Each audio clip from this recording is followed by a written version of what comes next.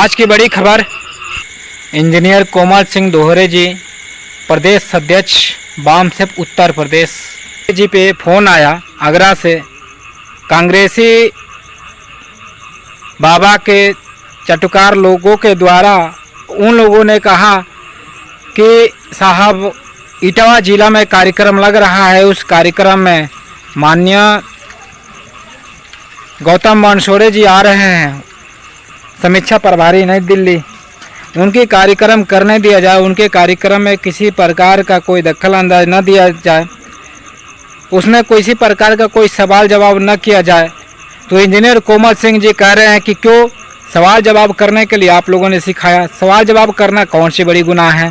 सवाल जवाब करना चाहिए। अगर आप सवालों के जवाब नहीं दे सकते हैं तो आपको समाज के नाम पे अधिकार है, बामसेप संगठन को तोड़ने के काम कर रहे हो।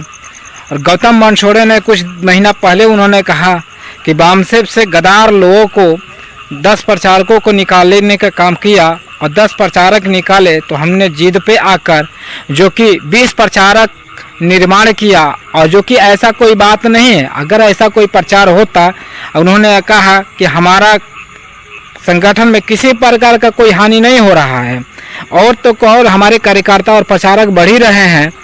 तो साथियों, ये सरासर गलत बात है और गलत बात है। इसका प्रमाण मिला कि जो हरियाणा में कांग्रेसी बाबा ने जो डीएनए पे जो कार्यक्रम करने वाले थे, उस कार्यक्रम में जो कि वहाँ के ब्राह्मण लोगों ने जो विरोध किया, और विरोध करने के बाद क्या हुआ कि हरियाणा के लोगों ने जो विरोध किया और विरोध करने के बाद जो कि बाबा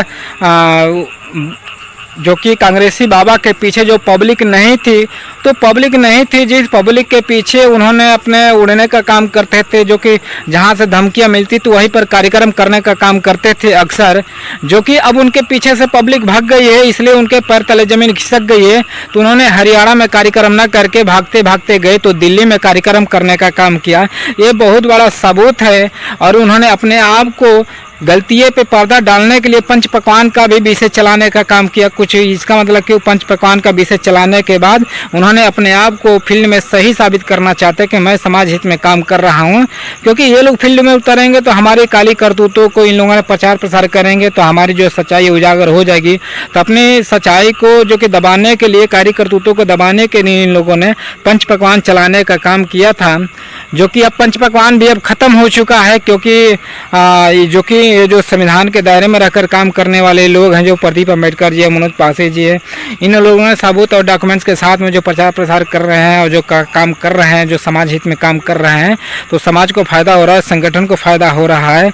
और जो कि आगरा से जो गिड़गिड़ा रहे हैं, जो रिक्वेस्ट कर रहे हैं इंजीनियर कोमल सिंह दोहरे जी से कि आप लोग कार्यक्रम करने दिया जाए, इससे सिद्ध हो रहा है कि कहीं ना कहीं ये समाज विरोधी है, संगठन विरोधी है। तो ऐसे विरोधी लोगों को, साथ में गद्दार लोगों को उठाकर बंगाल के खाड़ी में फेंक देना चाहिए।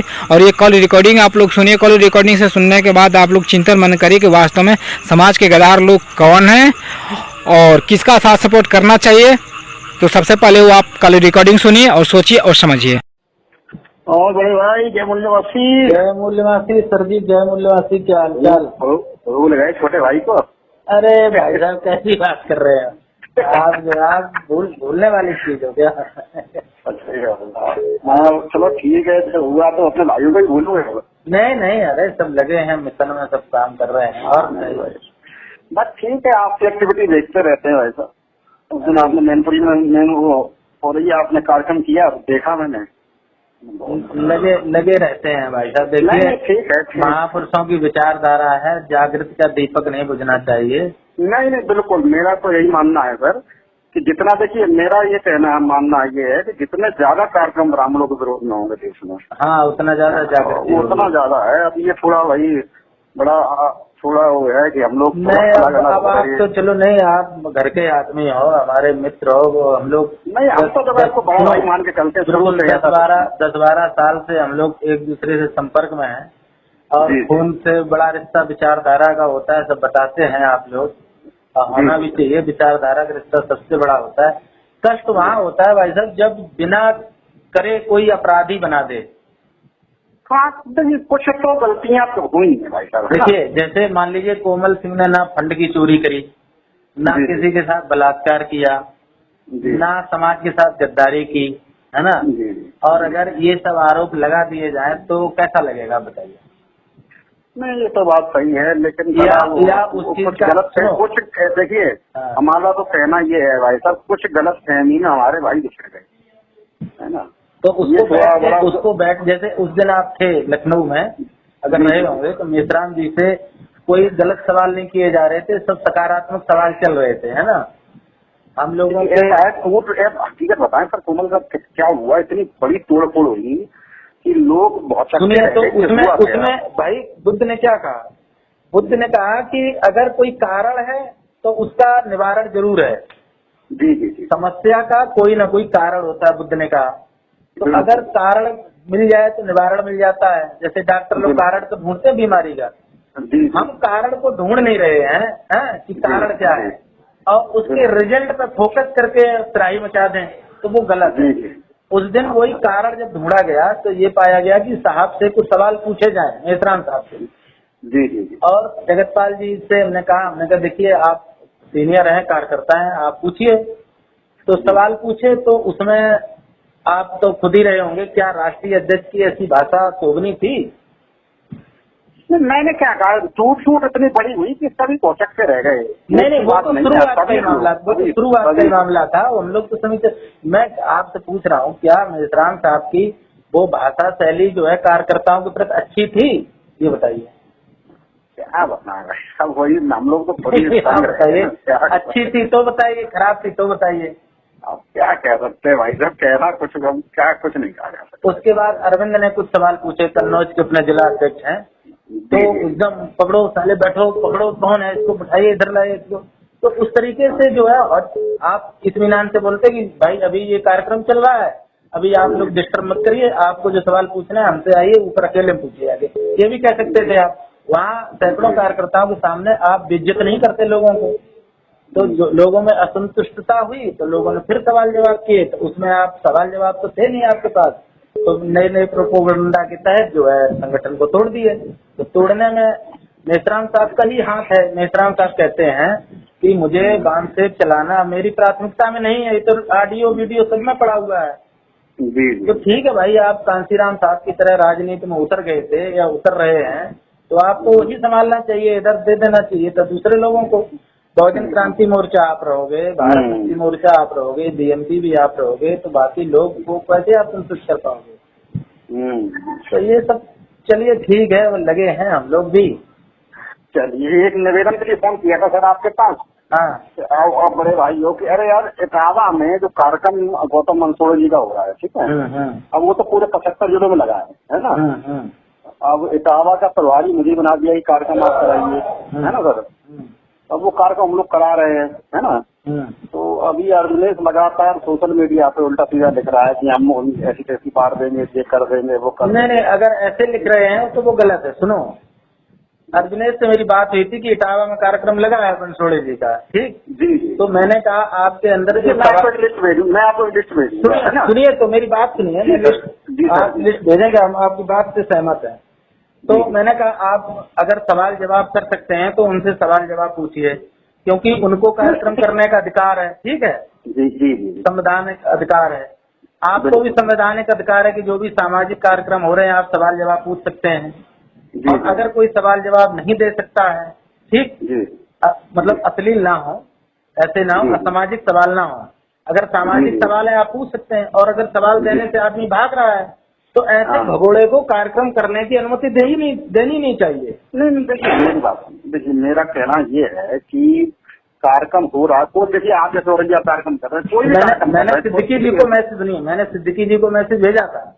जी। और उनको ताराचंद तो पूरी इटावा औरैया यूनिट को मैसेज भेजा था, हैंडबिल भेजा था, और उसमें लिखा था कि अगर किसी के कोई सवाल जवाब हो तो आप आगे कृपया यहाँ मीटिंग में संपर्क करें। और मेरा ये है कि अर्जुनेश जब भाई बहुजन मुक्ति पार्टी, मान लो वो मेश्राम साहब से जब असंतुष्ट हो गए, अलग हो गए, है ना, तो अब भाई 75 जिलों में मेश्राम साहब से असंतुष्ट हो गए एक अलग मामला है, समाज से थोड़ी असंतुष्ट हो गया कोई आदमी। नहीं, वो बात आपकी ठीक है, लेकिन अब जो लोग या फिर ये गौतम मंसूर एक्सेप्ट करें कि वो मेश्राम साहब के लिए काम कर रहे हैं, समाज के लिए काम नहीं कर रहे। नहीं, तो नहीं, अब कार्यक्रम तो मेश्राम साहब के लिए चल रहे हैं, संगठन के लिए मेश्राम चल रहे साहब के लिए हैं। नहीं चल रहे ना, मेश्राम साहब के लिए नहीं चल रहे कार्यक्रम, समाज के लिए कर रहे। मेश्राम साहब खुद ही समाज के लिए कार्यक्रम कर रहे हैं। हाँ, तो भाई जो वो कह रहे हैं वही कार्यक्रम तो हो रहे हैं सर, ये तो आप समझिए। तो मैंने यही कहा, मैंने कहा देखिए स्वतंत्रता सबको, मैं खुद आ रहा हूँ 31 तारीख को, मैं आपको जानकारी अरे नहीं नहीं सर, ये सब नहीं देखिए सवाल तो होंगे। देखिए भाई आप सवाल, इतना एक बात ये बताइए सर, खुद ही आप कार्यक्रम कर रहे हैं, कोई आपसे कुछ कह रहा है क्या? तो मैं तो कह रहा हूँ भाई पूछो ना, सवाल जवाब बैठ के उसको डिस्कस किया देखो जाए। आपस नहीं, आपस में सर देखो सामंजस्य रखना चाहिए कि सब बातें अच्छी नहीं है ना। ये देखिए, मैं तो आपसे छोटे भाई होने का ये कहूंगा कि कोई मतलब नहीं है सर इन बातों का। आप इतना, मैं तो बस इतना ही आपसे ये बंसोड़े लिखे थे कहीं, मैं आपको स्क्रीनशॉट भेजूंगा कि मैं पंच पकवान दूंगा, ठीक। और पंच पकवान की परिभाषा भी नीचे इन्होंने लिखी थी, जूता चप्पल लात ये सब होगा। हम तो पंचशील के पालन करने वाले लोग हैं, पंच पकवान लेके आने वाले लोग हैं, है ना। इन बातों को देखिए, मैं तो और आपसे तो हमारे चाचा के घर में कार्यक्रम ये लगाए हैं केबी दोहरे, जी जी हमारे चाचा, उनको पता नहीं था, अभी हमने फोन किया जी, तो कह रहे यार वो लोग आए थे, तो इस तरीके से वो कह रहे थे। तो हाँ। हमने कहा देख लो चाचा, हमारे यहाँ आपके घर में और आपकी बहू को लेके आ रहे, बबली को भी लेके आ रहे। हाँ तो कहे नहीं नहीं यार, आपका स्वागत, आपका तो घर है, आपको कौन मना कर सकता है। हाँ हाँ हाँ। तो उन्होंने कहा ठीक है, तो हमने बबली से कहा, हमने कहा वो चाचा बुलाए हैं, तो बोले ठीक है मैं जाऊंगी, तो बबली भी नहीं नहीं, अरे देखिए, अरे फिर अब इतना तो आप लोग करिए, रहने दीजिए, सब छोड़िए, है ना। कार्यक्रम होने दीजिए, कार्यक्रम होना कोई वो थोड़ा ही है। कार्यक्रम होने का मतलब ये है, कार्यक्रम हो रहा है, होने दीजिए, काय को आप लोग कर रहे हैं, अरे इतना ठीक है। अब छोटे भाई का इतना तो निवेदन मानिए। सवाल जवाब की मामला था, सवाल जवाब। मैं ये कह रहा हूँ, छोटे भाई कितनी बात नहीं मानेंगे आप। चलिए देखते हैं फिर शाम को बात। नहीं, मैं आपसे पर्सनल निवेदन कर रहा हूँ ना। चलिए शाम को ठीक। हेलो, ठीक ठीक ठीक, हाँ।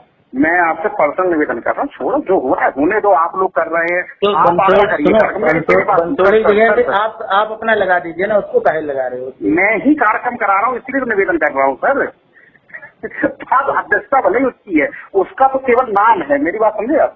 उसकी भाषा चली बहुत गलत है, कार्यकर्ता। कोई बात नहीं सर, मेरा पर्सनल निवेदन है ना, होने के नाते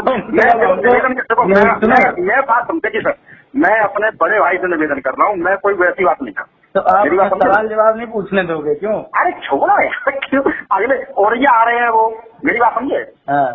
19 तारीख औरैया कार्यक्रम लगाया, मैं पूरी लिस्ट भेज दूंगा आपके पास, है ना। 18 तारीख को और इटावा कार्यक्रम लगा है, फरुखाबाद लगा है, सुबह शाम को इटावा लगा है। 19 तारीख को सुबह कन्नौज लगा है और शाम को औरैया लगा है। कहीं और जिन्हें पूछे, जब मेरी जिम्मेदारी वहाँ लगा दी है, मेरी बात समझे आप। तो इटावा भी कार्य को कन्नौज में कर लो, कन्नौज में सवाल जवाब कर लो, औरैया कर लो। कन्नौज मेरा होम डिस्ट्रिक्ट, इटावा मेरा होम डिस्ट्रिक्ट था, इसलिए। अरे सर देखिए, छोटे भाई का निवेदन मान, मेरी बात समझे ना। चलिए ठीक। और देखिए, मैं बता आपको लिस्ट डाल देता हूँ आपको। देखिए, फरुखाबाद कार्यक्रम लगा है, इटावा लगा है ना। केवल हैंडबिल वो वायरल हो गया है सोशल मीडिया में, मैंने डाल दिया है, इसलिए उसको इशू बना रहे हैं।